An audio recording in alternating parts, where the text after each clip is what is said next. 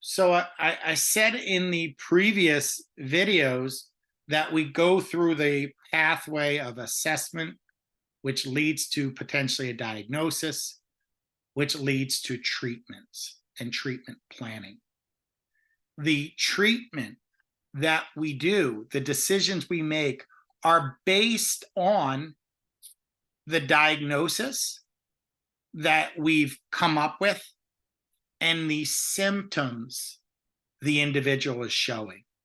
So we will use both idiographic and nomothetic information. When I use the word idiographic, I'm referring to things that are unique to the individual. When I use nomothetic, I'm referring to comparing the individual relative to a larger group. And when we're developing our treatments, we have to tailor our treatment to the individual and their unique features.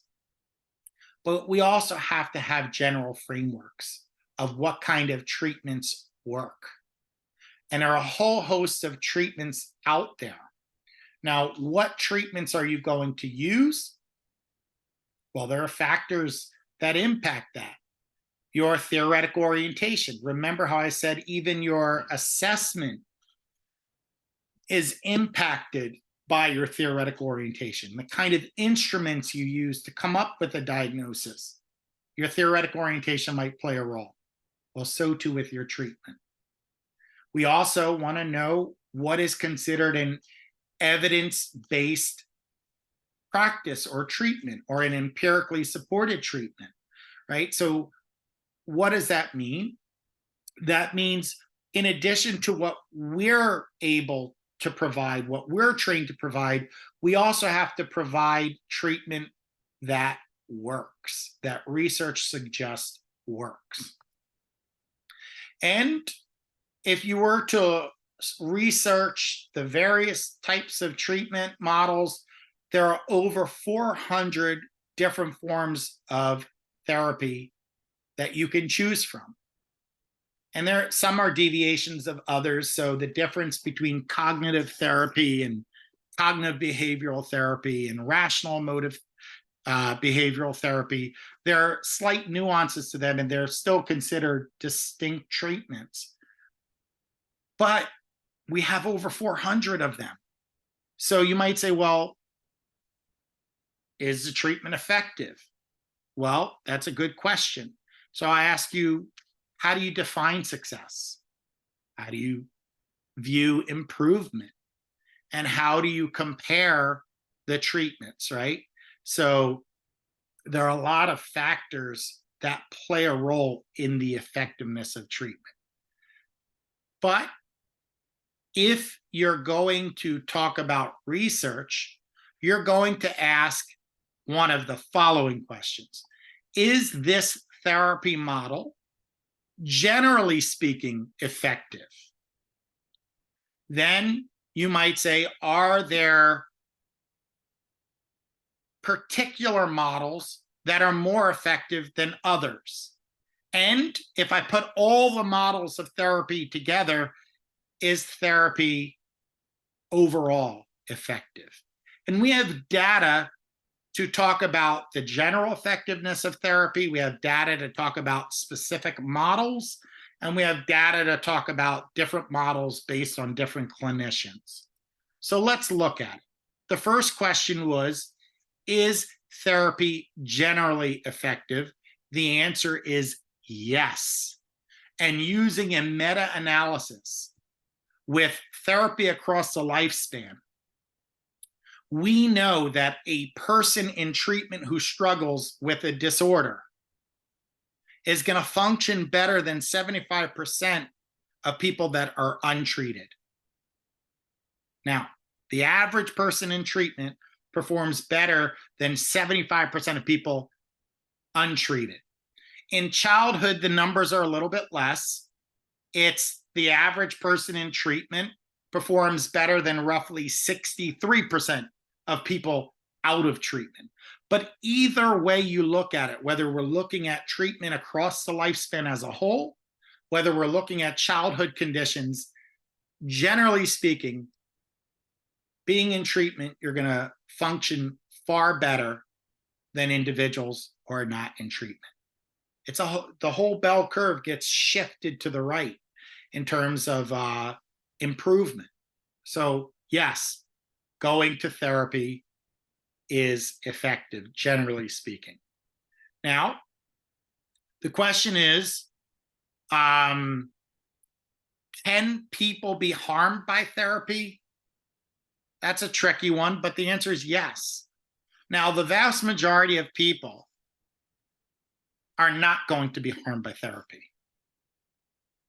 But there are approximately 5% of people who get worse as a function of treatment.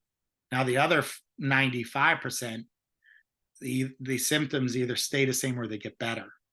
So I would not be balanced in my presentation if I didn't say that there are sometimes therapy can be harmful. If you force an intervention on a person who's not ready for it, it could have a harmful effect. Now, an interesting, pop culture reference, there was a study in Consumer Report which asked that whether or not people felt therapy was helpful or satisfying, and the average person felt that therapy was helpful or satisfying. So the second question is, are particular therapies generally effective? So we talked about putting all the therapies together and saying general effectiveness. But we do want to know whether or not certain interventions are better than others. So there have been, and this is a debate in the research, or some people who say, no, everything is uniform, right? So generally speaking, no therapeutic intervention stands out relative to the other. Other critics say, well, that's a uniformity myth. And there are people, it's divided. The research is divided whether or not certain interventions are better than others. And I will tell you in particular, psychoanalysis gets a bad rap today. And part of the problem is that early psychoanalytic interventions, people were doing research on it. So when cognitive behavioral therapies came out and they were doing all this research, they're saying, look at us, we're better. And it called into question the effectiveness of psychoanalysis as a therapeutic model. And then came Jonathan Shedler. And Jonathan Shedler did a research study examining the effect size of different models and included the existing studies on psychoanalysis, and found that in general, psychoanalysis performed equal to, if not better, than the other models, which was a powerful study. Now, there is a goal to try and find the commonalities, the general themes, which we call reapproachment, which is what are the commonalities in therapy?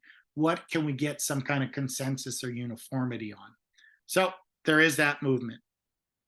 Now, are there particular therapies that work better for particular problems? The answer is yes. We know that we cannot use a one-size-fits-all approach to therapy. You cannot treat a person with an anxiety disorder the same way you treat a person with an eating disorder. Pharmacotherapies, we talked about the biological approach. You're not going to prescribe the same medication. So we have to be mindful that, yes, of course, certain interventions work better for certain problems. Now, what I would ask you to think about, which is far more broad than everything I've presented, is the following question. And this is how we get individualized treatment. Listen to the question. What specific treatment by whom is most effective for this individual with this specific problem under which set of circumstances? a lot of clauses. Notice where each underline tells a story. What treatment, now we're dividing between, okay, am I using CBT? Am I using an existential model? Blah, blah, blah. That's the treatment itself. By whom is the clinician. Now, the clinician plays a role in the effectiveness of treatment, right? Because I am best when I'm using CBT. If I try to use a model of treatment that I'm not well trained in, it's not going to be as effective as someone who's more trained in this particular model, right? And then we have the individual differences, right? So you could have 10 people with the same client experiencing CBT, and you still have to individualize treatment because the symptoms of the diagnosis are going to differ. So as I said, 10 people with depression, each one is going to look a little different. So now we're going to say, okay, this individual with a specific problem. And then under a set of circumstances, we take into consideration the environment. So yes, I broadened the question and said, no, we really need to think about the treatment, the person giving the treatment, the individual receiving the treatment, the symptoms of the problem, and the environment. All of those factors are going to drive whether or not a treatment is effective or not. Now, we also know that there are some conditions that require pharmacotherapy or drug therapy.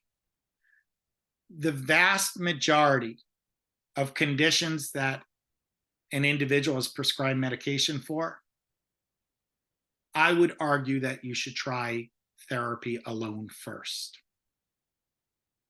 And if therapy is not effective exclusively, then you can add medication as an adjunctive pharmacotherapy. Add it on the side in addition to. But we know that medication increases the effectiveness of treatment, right? So now it's tricky. When do you prescribe? I said the vast majority try therapy first, but there are other conditions where you might want to start with medication right from the beginning. So if a person is experiencing a psychotic state at the moment, no talk therapy is going to be effective because they're not oriented to reality. So you might want to consider a pharmacotherapy in addition to the talk therapy to treat something like schizophrenia. And that is our lecture for today. Any thoughts or questions before we wrap up and I take attendance?